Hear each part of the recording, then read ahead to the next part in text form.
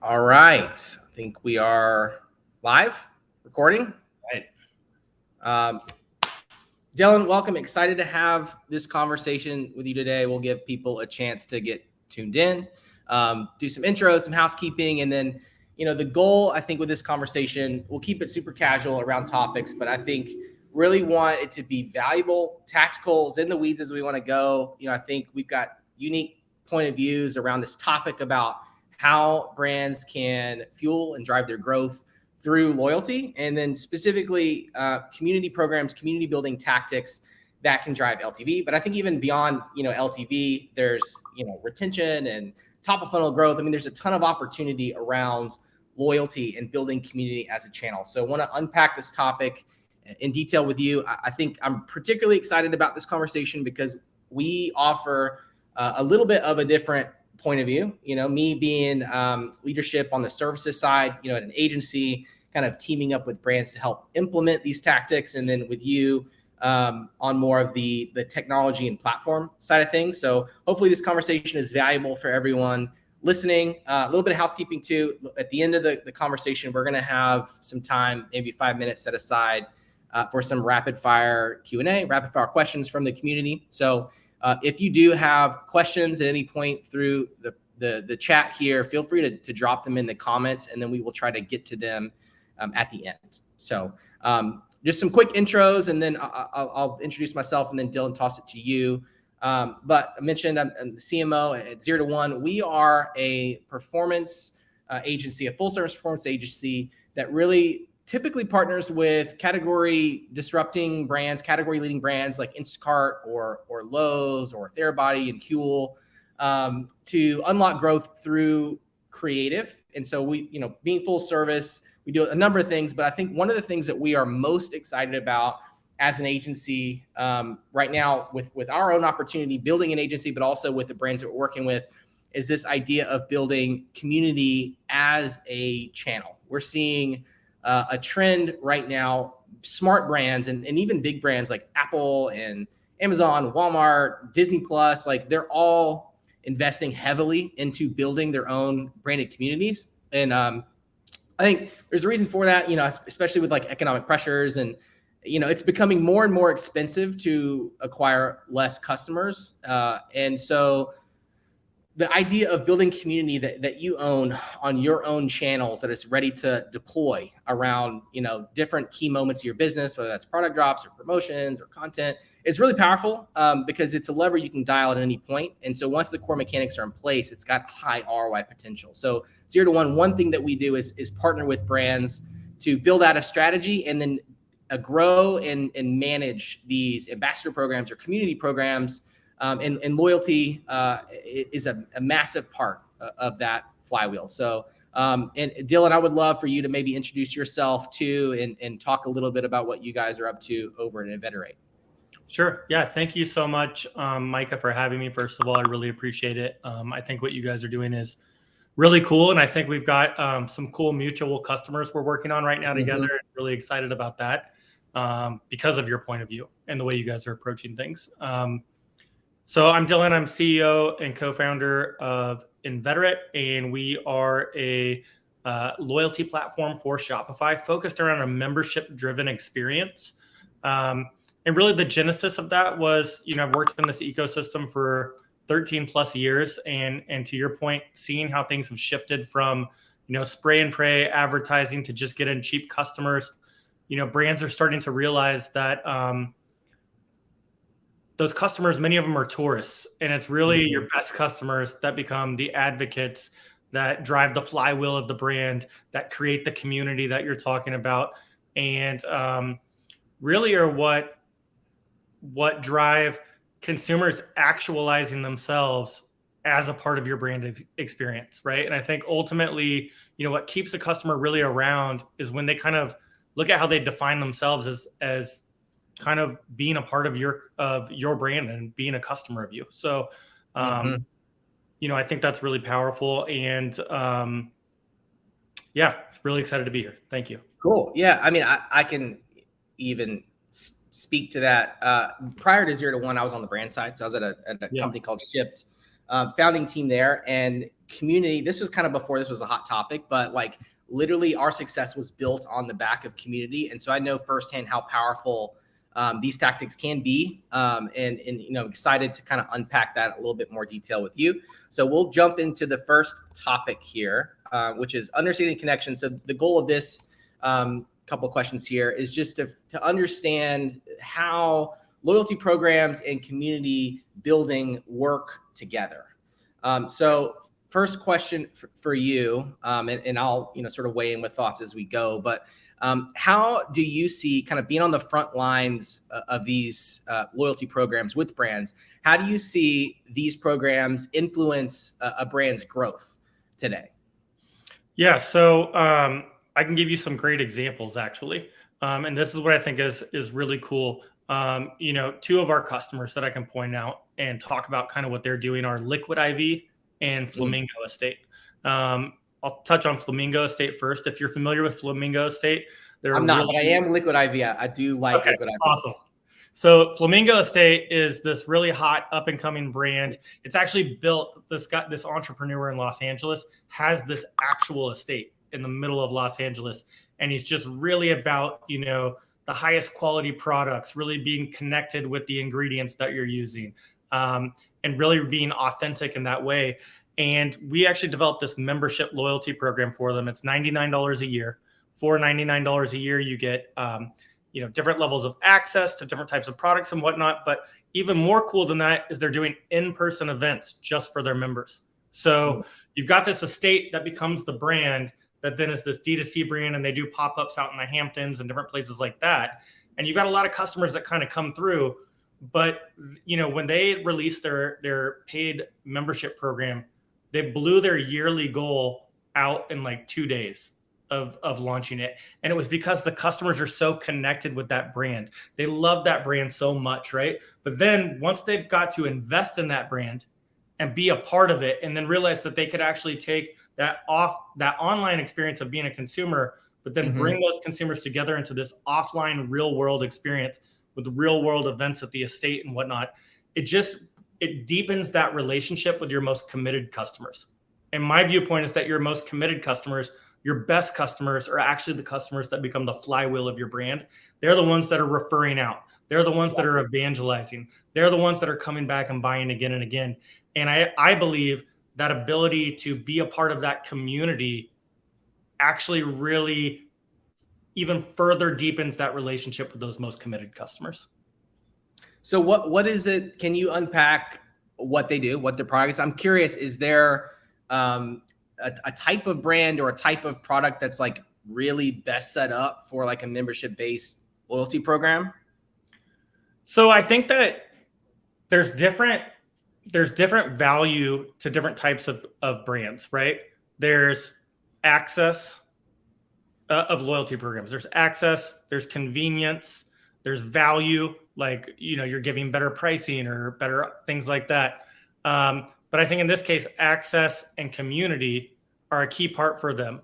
Their products, again, their products are a type of product that people that really believe in a certain type of authentic lifestyle really value. And so I think that type of brand does best with a community, right? Because, again, I think I said this earlier, but consumers are able to actualize themselves through the brands that they purchase, consume, wear, all those types of things, right? There's commodity products that you just use every day because you've got to use it. But then everything else is about kind of setting an identity for yourself.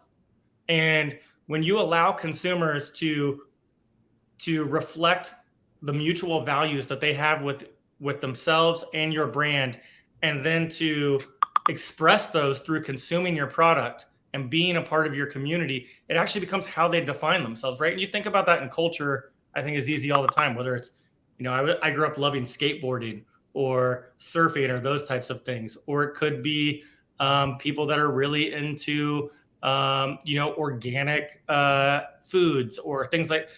People want to connect with other like-minded people. Yeah. And they also want the brands that they purchase to reflect the values that they have and how they identify themselves as a person, I believe, if that makes sense. 100%. I've got so many examples of that, but you had mentioned another brand. Did Liquid you want IV. to unpack that one? Yeah, so Liquid IV is another one that's really cool. Their program has exploded. They're one of our fastest growing customers. And I think that Liquid IV, same thing, Liquid IV is not just an electrolyte powder, it's an active lifestyle brand. And so what they're doing, same thing, is holding in-person events and doing things where they can bring that community of consumers together who are like-minded, who have the same values, and then do that in the context of the presence of the brand. And by being a consumer of that brand, again, expressing who they are as a person and how they define themselves. And have fun while they're doing it, most importantly, right? And then tie those emotions and those experiences back to the brand that they're consuming. And that one's been killing it. 100%. I have an example, maybe not on the e-commerce product side. We do a lot with service technology companies, and we're working with one company called Link and having conversations with them. They do some technology around kind of making connections with people easy. So think like elite networking. They have like the NFC enabled technology that can do contact exchange and sort of making the communication or the connection between one to another person really seamless experience. And so we're talking to them about how to almost like even gamify their products that aligns their community with being an elite networker. If you are the best networker, you use this product because you do it successfully, and having tiers of engagement that encourage people to make more connections. And by doing that, almost like gamifying the system where you can become like a gold level or an elite level networker. So taking their product and connecting it back to the experience and then the identity that that person has. So you can do that not only with e-commerce, but I think with to your point, with really any sort of business that has a connection back to a lifestyle or identity with your customer base. So I love that. That's right. And I would also add, like, that's really what the ultimate community around social media, right? If we're honest with ourselves, that's what social media is all about. People are putting out a narrative around themselves. And often that has to do with culturally the people that they associate with, the brands they associate with, how they want to present themselves to the world. And it becomes truly how they do that. And that's why I think, not to use a cliche, but authenticity is so critical. Yeah. I think community can be a really powerful thing, except if you're kind of full of shit, right? Then it can be the worst thing ever because people see through that so quickly. But if you really, I think what community is all about actually is finding people who believe what you believe and then connecting with them through product and experiences. Yeah. Okay, I'm going to move us to the next topic and to kind of facilitate this next one. You had actually mentioned this on your own, so I'm glad we're kind of thinking along the same lines, but this idea of flywheel. And this is how, at 0 to 1, we use this kind of illustration a lot on how we build community into a flywheel. And for us, we're looking at obviously to build a community, but also what makes that scalable and how do we capture, with people driving paid traffic to their site, they're paying to acquire new customers. How do we capture a portion of that audience and really nurture them into being what you mentioned, like an advocate for the brand that's ready to sort of activate and rally around your brand, whether that be, unique offers, affiliate marketing, being a creative engine for your brand that ultimately promote and drive net new customers, but also fuel your engine with that creative that's needed to continue driving your program, but also your acquisition efforts forward on a daily basis. So we work with brands to install this flywheel. Part of that's technology, like what you guys are doing. Other platforms like Gatsby, and there's different ways of sort of doing the tech stack, but figuring out what that opt-in moment is. So whether that's point of purchase, enrolling them into a program automatically, or segmenting them out through communications, email, SMS, but basically using logic, flows, communication to nurture them along the process, build more brand love, reward them for certain activities, and ultimately carry them to be a really highly engaged set of your customer base that you can then activate for acquisition, content, et cetera. So this is kind of a visualization of that flywheel, which I think kind of, drives this conversation next, which is, building community into the ultimate, marketing channel for you. I think building a community, you have to have the kind of mechanics in place, kind of the tech enablement side of things, flows, messaging, et cetera. But once you do, it's a pretty low touch, almost automated flywheel system that has massively high ROI potential, especially as you scale. So curious your thoughts, your experience around this and what you've seen companies do to kind of implement this type of system. Yeah, definitely. We'll jump into that. I also want to bring up a point that just makes me think about, which is really critical, which you brought up on that last slide, which is the business case for it, right? Which I think is really really important, because this isn't about just doing fun things that you think are cool, that your customers will like. It's also about really driving business value. And ultimately, I think the goal of all this is that you're getting that customer so attached to your brand that whenever they're making a purchase or confronted with a purchase decision in a category in which you sell as a brand, that's the default to choose you, because they're so connected for whatever reason, or they find so much value in your brand for whatever reason. A lot of that can be driven by community, and ultimately the measurement for that, and the thing that you're really going for, is lifetime contribution margin of a customer. And in this context, I think it becomes really easy to start to understand that when you start to see that as people engage with community, as they go into your loyalty program, as they do these things, you can take those cohorts and you can start to see, hey, even if I'm investing extra from a standpoint of pricing, even if I'm investing extra from a standpoint of the technology I'm using, the agencies I'm using, the PR, all these different types of things, the customers that come from those cohorts that participate in those community things have a higher lifetime contribution margin, a higher ultimate lifetime net profit than the customers that don't go through those things. And I think that's really, really important to talk about, because that's what it's all about at the end of the day. So for maybe e-commerce business or a brand that's kind of starting out thinking about these things, when building a program like this, from your opinion, what are the key elements that they need to be thinking about? I think the first thing to think about is truly what your customers value.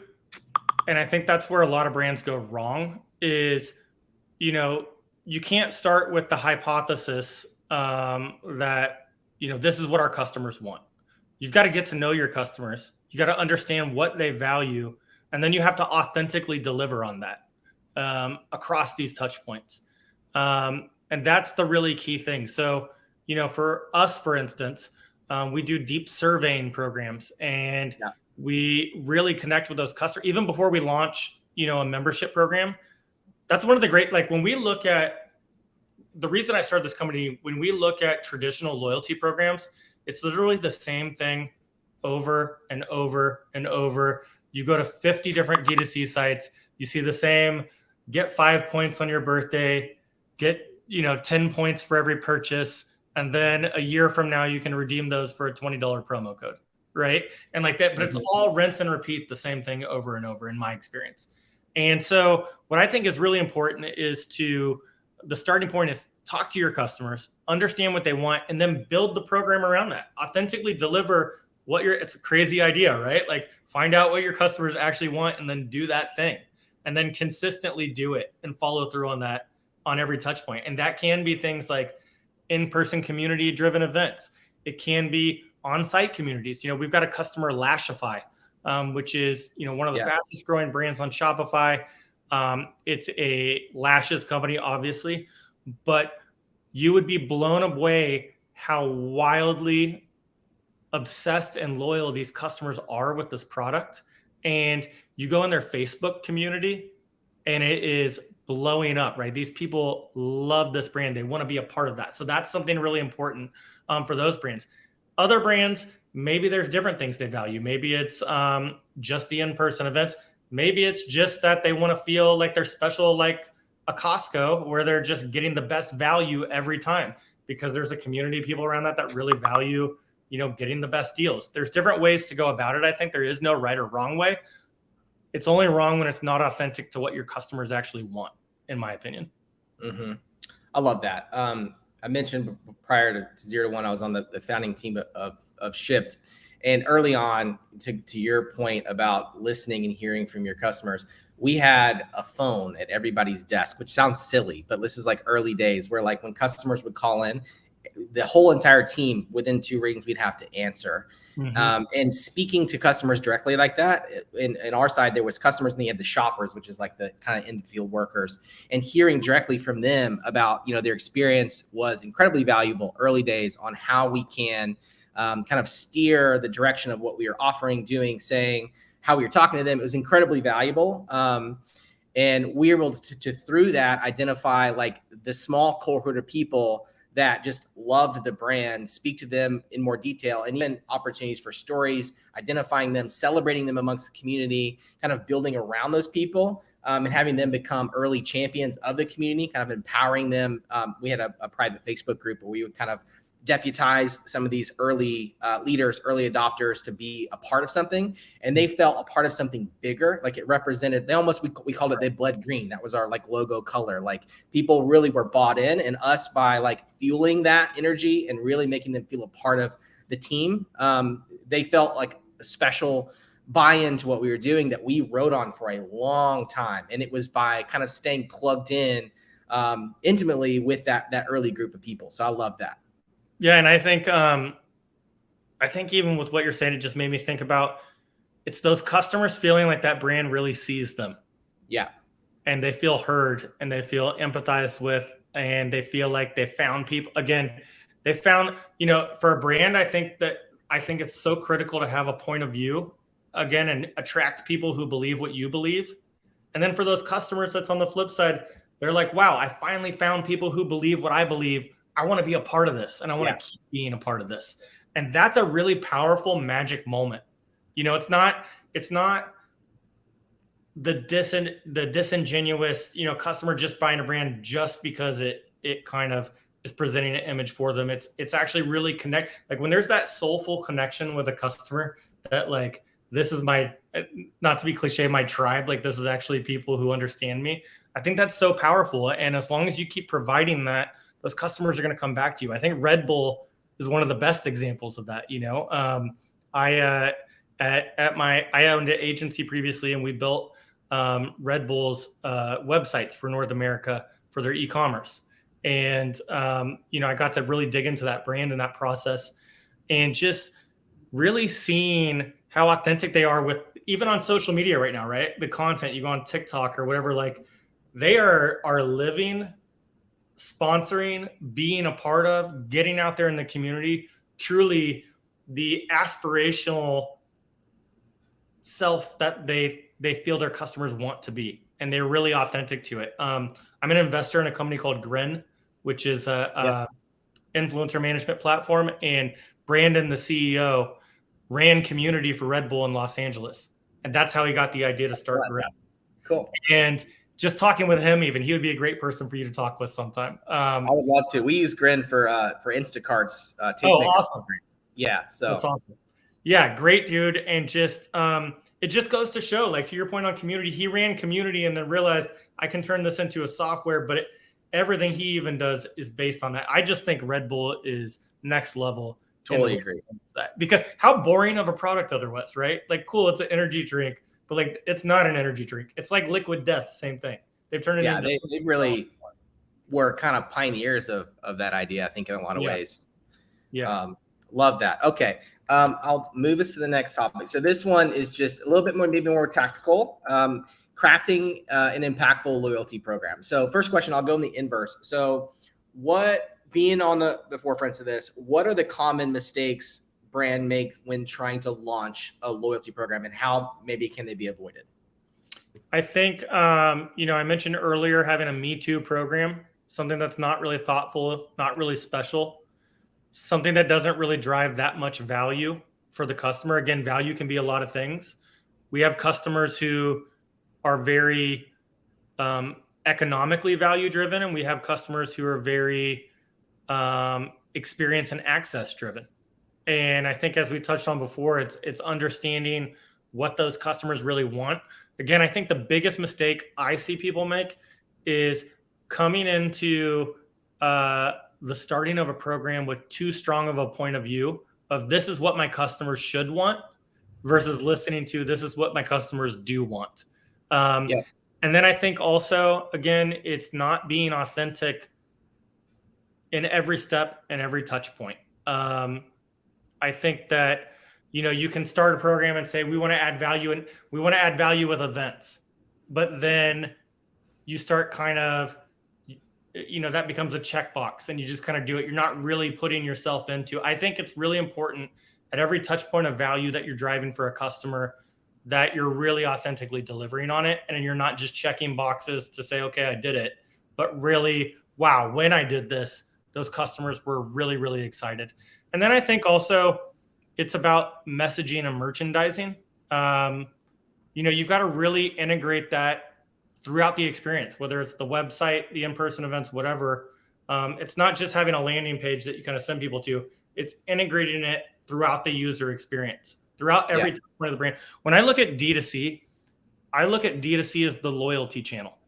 And I look at retail as the acquisition channel. Amazon is the acquisition channel. But once you get those best customers, the people who, the real loyalists who love you the most, you want them going through, in my opinion, your direct to consumer, where you're going to control every touch point of the experience. And you're going to make sure that every touch point of that experience is really aligned with the value you're trying to drive for those best customers and what they're looking for out of their relationship with your brand. I love that. An example that I've seen with that, with Instacart. So we launched the Tastemakers program, which is basically a way for them, a customer to make recipe content and then have like a one-click add to cart with all the ingredients. So pretty broad. I mean, anyone who is making recipes could get use out of like a program like this. But within that, we found a small subset, the people who were most successful and most engaged in the program was a niche group of folks who were making recipe content specifically around like diets, like certain diets or programs or meal prep, because it was such like an integrated part, like they were following such a regimented kind of routine that it saved people a lot of time, a lot of headache. And it was like a huge convenient ad for the people in their audience who they were making these recipes for, because it was done so on a daily basis. They were like following a certain like recipe set over a long period of time. And so by learning that, kind of taking a peek into their program and hearing from them, we would get on calls, talk to them. We did webinars with kind of the top people in the program, make case studies around them. And now we're figuring out how we can kind of build around that specific group because they have so much value. So like, how do we maybe even license that content inside the app and celebrate them to the rest of the community? So kind of building around that set. So I love that. And then delivering, like, I think a great example, and an example, what I mean with the authentically delivering is, great example is airport lounges. So you sign up for an airport or an airline's loyalty program. You achieve whatever status, and all of a sudden you've got access to airport lounges. Yeah. If you do that and you've been presented with this opportunity to align with this airline, and then you start going to those lounges and they're dirty, like you've been presented with this whole thing of like, you're going to have this amazing special experience that's better than everybody else. Then you go in there and they're dirty, and like the sandwiches are just not that good, and they're kind of sad, and it's just not, the decor is not great or whatever. That's actually worse than never having joined the loyalty program in the first place, because now you've been disappointed, right? Yeah. As compared to like, I sign up for my Amex Platinum and I get access to the Centurion Lounge, and then I get to go in there and I'm like, whoa, this really like I'm never getting rid of this card at that point, right? This blows me away. I go in there, the food's, now I've heard that they've started to get a little more crowded, but the food's phenomenal. It's clean. The people are very nice. The furniture is comfortable. I just think whatever it is that you're telling people that you're going to deliver on, you have to really wow them. And if not, don't do it at all. Yeah. Yeah, no doubt. And I think one thing that I think maybe make that a little bit more forgiving is, like you said, listening to the feedback community and almost being kind of humble about it and going to them. I remember early days that it shipped, kind of circling back to that. Being at a startup, like new product, kind of figuring out your product market fit. Like there's a lot of times where, you don't do it right. But if you go to your community with that authenticity and human connection and authentically look for feedback and want them to weigh in on that product or service that you're providing, then they feel almost a sense of being kind of bought into something a little bit bigger 100%. and are happy to do that and are way more forgiving for the mistakes that you do make because you have that sort of mentality towards your community. So I do think that that's important too and can help when launching a new program like that. I 100% agree. Okay, next topic. So engagement techniques, maybe a little bit more tactical, but maybe talking about how we utilize things like gamification, challenges, exclusive content, things that we can do to boost interaction and participation in loyalty programs. So maybe we'll start with gamification. What are your thoughts on that? Have you seen any techniques that are applied to loyalty or community environments that have been used to drive engagement? Yeah, so I think that, for instance, brands like Lashify, the more you participate in the community, the more access you get to things like the founder, the founder is an absolute rock star.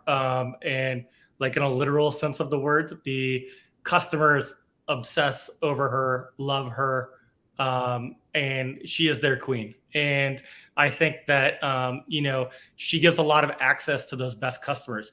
I've been on the phone with her where she's in the background talking about a customer service ticket. She's like, oh, I know that customer from that community. Right. And I think that that's really powerful. That the more that you have your best customers participating in that community in whatever way, that they're getting more and more access to the leadership of the brand. It's not disconnected. So I think that's really powerful. And then I don't know if it's as much as community, but I will say one of the most compelling techniques that I've seen working for brands lately is store credit, cash back on orders. Is really, really powerful in driving people to come back again and again. Again, less community driven, but from a loyalty program perspective, I think actually that goes to a bigger point though, which is it's about immediacy of benefits and value, right? Definitely. So maybe that's not necessarily community itself, but it illustrates, again, you don't want to sign up for something where a year from now you're going to get some value, and then you expect that customer to give and give and give and give and give and give and give and give and give and give, and then all of a sudden they receive a little. So techniques that allow your best customers to be a part of your brand now and come back now and benefit now. Immediacy, I think, is probably the most powerful technique across whatever channel or strategy you're using. Totally agree. We run these, we call it creator affiliate or influencer affiliate type of programs, customer affiliate programs, where we're building these communities to become an acquisition channel. They can share links, recruit their friends, recruit people in our social media, et cetera, et cetera. We found that, a lot of times brands will do like commission rev sharing, but like that's such a down the field reward that typical programs like that, they fall off before they get to that reward because they're asking so much to create content, et cetera, to post. And it's a long time, 30, 60 days before they see any traction. And oftentimes they become disengaged before they get to that point. And so only a very small fraction of the people that enroll in the program actually make it to that point, and they're missing out. We found an effective tactic in that context too, is to reward them fast for micro actions and activities that may not be related to rev share, but like it could be exclusive product or a gift or a certain challenge. It's like, hey, post an unboxing and get a gift card, like, or a sweepstakes, like reward them soon. So they create that habit of being engaged. It's like dopamine rush, right? Yeah. Like, sorry to interrupt. They get that dopamine rush. Like then it's like, oh, that was awesome. Okay, let me do the next thing. Let me do the next thing. Because they're getting that value right away. And they're feeling more connected. Yeah. And then like I love the tiered program too. So like giving people a milestone to kind of shoot for early on that kind of carries them through, makes them more engaged. And there's more bigger, greater rewards kind of along that path. And then celebrating them when they reach those milestones. Again, back to that dopamine, rush, back at Shipped. I keep going back to that example because it was such a foundation of our growth was the community aspect. But we had the shoppers, that's almost like the Uber drivers of the grocery world. When they would hit certain milestones, like their 100th delivery, like they would get a box with like a custom shirt and like XYZ. And there was milestones at 100, 500,000, 5,000, 10,000. And it almost created this like mentality internally where like there was celebrities. If you were at that 10,000 mark, like the entire community knew about you because you were celebrated and honored because it was such a big achievement by creating that sort of tiered structure along the way. So I love tactics like that. It's funny. Ironically, I'm only a member of a few loyalty programs, airline, hotel. Those are obvious ones. There's also a local burger joint that I go to. It's called Jack Brown's Joint, and it's there's like 14 of them up through the like East Coast, and they have this beer club. I'm a big craft beer drinker, love craft beer. They have a beer club, and as you hit different milestones, they'll do things like give you. It's kind of silly, but they'll give you a special shirt that you go and wear when you get in there, and you wear that shirt in the place, and then you get a bigger beer cup. There's another place called Kickin' Chicken that is in South Carolina. Same thing. You do this beer club, and as you hit different milestones, all of a sudden you get access to bigger beer mugs every time you go in than every other person that's in there or whatnot. And that's like a really cool way to gamify that, and also to like, I don't know, kind of like covertly, flex here in the program, I guess, or whatnot. You know what I mean? It gives almost a status. Which I think status is a really important part about it too. Like there's the benefits themselves, but then there's also people love to feel special. To your point, they love status. And I think those are really fun ways to go about those kind of things. Love it. All right. Next topic, leveraging data and feedback. So you're obviously on the product side. There's a ton of data, I'm sure, that you've looked at in different sort of programs. What data should you be looking to collect from your community loyalty programs, and how should this inform your strategy? I think number one is going to be obviously NPS of the program. What do people really think? Are they happy with it? I think in our case, the sales speak for themselves in the context of it's a paid membership program. So what are your renewal rates? What are your cancellation rates on that? And then the most important metric to me, like I said earlier, is lifetime contribution margin. So as you're looking, because that allows you to understand where you can invest more, right? Because if you know that overall, somebody that, like we just did an analysis. So one of the interesting things was I posted the other day that this data on, I think, Twitter or LinkedIn or somewhere about member versus non-member KPIs. Like members are spending twice as much. They're coming back, XYZ more frequency or whatever. And then a bunch of people said, well, that's probably selection bias because obviously, they paid for a membership. They're already the best customers. Except we actually were able to take the data and show here's the purchase history KPIs before becoming a member with the same cohort and post becoming a member. And we're seeing things like 49% increase in lifetime value of that customer, right? Well, if you do that, and then you start to understand that the profitability of that additional 49%, you can already start to think about, hey, maybe I can invest more into this program. Maybe I can give these customers more than what we're already giving them.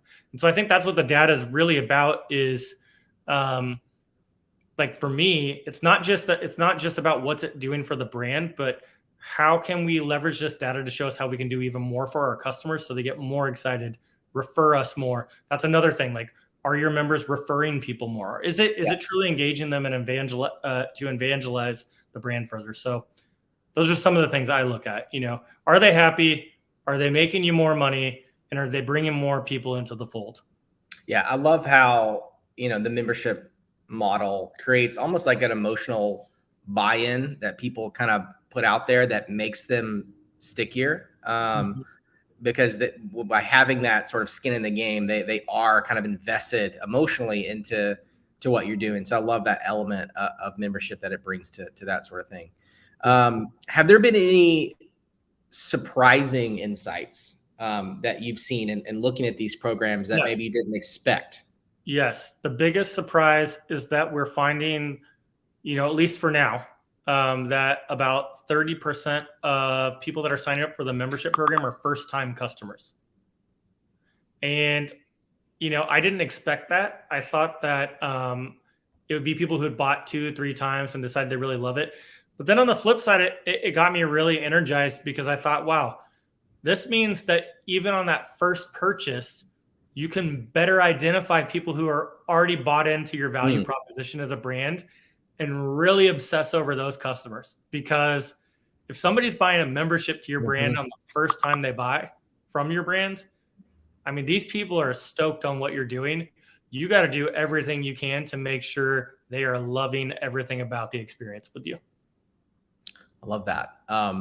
Maybe off topic, but like, are there any brands that you've worked with that like maybe you wouldn't expect to be like membership based or have a membership component to their product that like have surprised you and it's like been a huge win? Yeah. So Liquid IV was one of those. You said you're a longtime customer of Liquid IV. I've had them here and there before. I thought they were great. I didn't realize how obsessed their customers were with them until we started working with them on their program. And I was like, wow, this is, because you're thinking like, oh, it's just like a functional product, but like, it's really a lifestyle brand for these people. Yeah. And I didn't realize that. And it's opened my eyes into, how many people this can be a thing for. So what is the like mechanics of the membership program? Like, what are the benefits? What do they get for opting into that? Yeah, so Liquid IV, it's $5 a month, or excuse me, $5 a quarter. You get 20% off all purchases, as long as you're a member. More excitingly, I think to a lot of people, you get early access to new products and exclusive access to products. So they have member-only products. I think people love member-only products. They love exclusivity. And that's been a big driver. We've seen that. We have a company called Umai Clothing, UMAI. Same type of thing. It is a kind of a streetwear brand, and they have a whole collection that's members only, and it's been absolutely crushing. So exclusive access has been really, really powerful.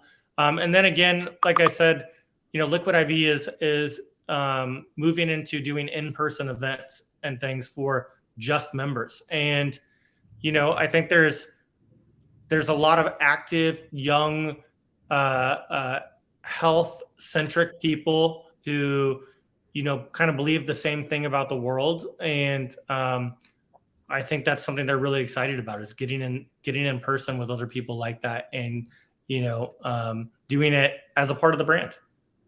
Love that. I think as you're even kind of breaking down the mechanics of that, like I'm already thinking of other brands that would be a perfect fit for a program like that. So I hope others that are listening to this are starting to kind of feel inspired and think outside of the box on what these loyalty programs can look like. I'll also tell you a funny thing. You asked, what ones I've been surprised by. What I've been more surprised by is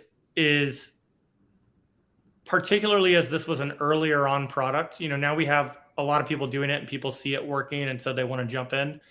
But how many times I've talked to a founder who says, I don't know if my customers would do this. I don't know if my customers would pay for this membership or want to be a member of my brand. And it's always shocking to me because I'm thinking to myself, so you're telling me you don't think you have any rabid fans? You don't have customers who absolutely love you? I think brands, what it tells me is that brands are underestimating how much their best customers love them, and they're underestimating the power of what these types of programs and community can do for their brand. They're underestimating the value they can bring to their own customers. And I think that maybe that's a consequence of being, battered down by the cycle of rinse and repeat cheap customer acquisition over years. Yeah. They kind of move away from the fact that, you started something because there was something in the world that you didn't see and you wanted to make it so. And there's a lot of other people that see that same thing. So I think brands should give themselves more credit on the fact that there's a collection of the population that they're doing something special for and who want to engage with them in a deeper way. Yeah, I love that. That kind of segues into our last topic, and then we will do some rapid fire questions. So actually, was this we'll go to scaling your efforts. So scaling your efforts. One thing I would say, you mentioned the kind of the rinse and repeat cheap customer acquisition.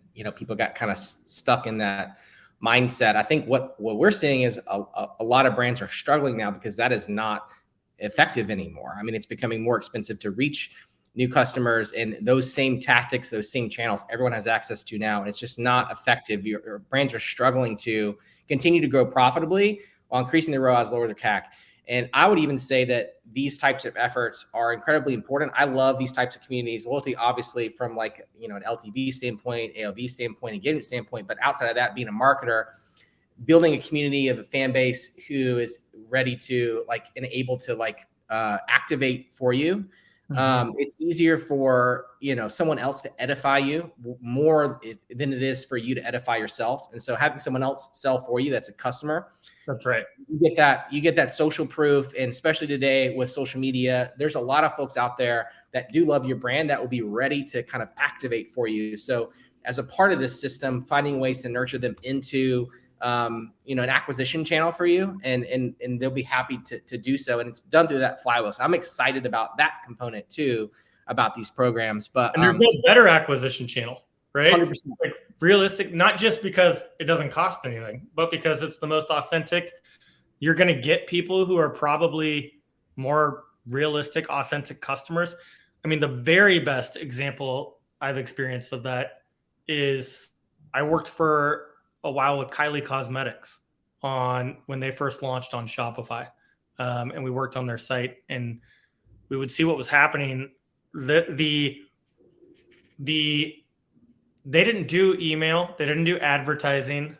They weren't doing anything. Kylie would post, the fans would go nuts. They would be sharing it to all of their connections, and they would be selling out in minutes every single time of massive shipments of SKUs. And they didn't have to do anything because Kylie had built this community around her, and they did all the selling for her. And they happily did it because they were so in love with her and wanted to identify with that. And, that was like such an eye-opening moment to me when that was in the heyday of when customer acquisition was working. And it just blew my mind because I'm like, wow, there actually is an even better way. And it's to have fans who are truly obsessed with you or your brand, and then have them raving about you to their own micro communities of people. And there's nothing more powerful than that. 100%. And one other tactic that I'll layer onto that, that we're seeing, I mean, everyone knows UGC is a powerful format, on paid channels right now. And these types of communities is naturally like a pipeline of content, or natural organic content from directly your customer base that can be leveraged for UGC. And these types of communities are a natural funnel for people who are qualified to make content on behalf of your brand. And it creates an opportunity for brands to, one, license the content. And a lot of times it's free. A lot of times they want to just feel recognized and seen by your brand, and are happy to say, hey, feel free to use this post that I just made about your brand. That's really cool that you would see that. So oftentimes it's just that, but even beyond that, feel seen. Yeah, they feel seen. And, if it's not that, then you can engage top performers in your community and maybe work with them on like a paid capacity. And in that way, it's another reward channel for them because they're feeling like they're getting their efforts rewarded because you're working with them. And it doesn't have to be expensive, but like even working on a one-on-one basis on specific type of ad creative, using someone in your community, they're game to do that. And that just adds more value to them and more reward for them participating. So very effective in terms of generating just content that you can use for your acquisition efforts. It's one of my favorite components of these types of programs is because you just get a pipeline of UGC content when it's operating. So in real people, in the context that I think we're going to see a lot of AI influencer. Like I'm already seeing it on TikTok and whatnot, completely not real people. And I think that it's going to become even more important to engage real community around your brand, real people who are out evangelizing you, because there's less and less trust in the world, and it's only going to get worse. Definitely. 100%. And then that stuff can be repurposed for product pages, having testimonials, et cetera, et cetera. So really there's so much value. I mean, there's the measurable value of, LTV, AOV, that stuff that we're looking at, but then there's the immeasurable value of the community aspect that it just is incredibly powerful. That makes it all, kind of make sense long term. So what other strategies do you think should be implemented to just ensure like the long-term sustainability of a community that's growing, loyalty program that's growing over time?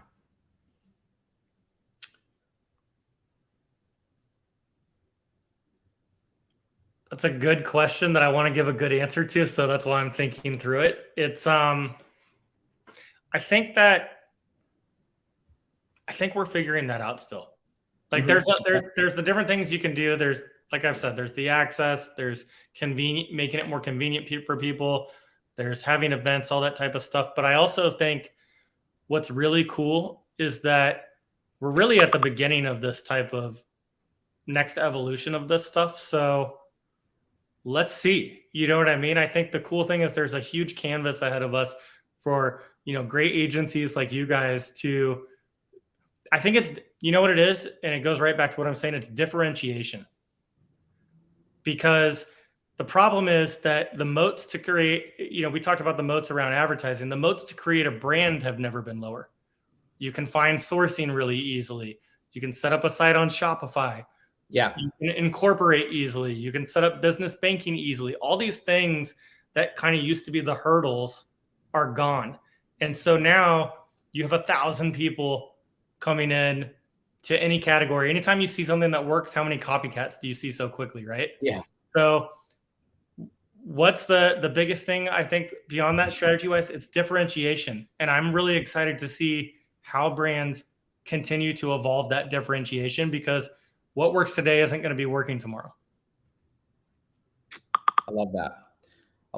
Okay, let's get into some rapid fire questions and then we will close it out. All right, so from the audience here,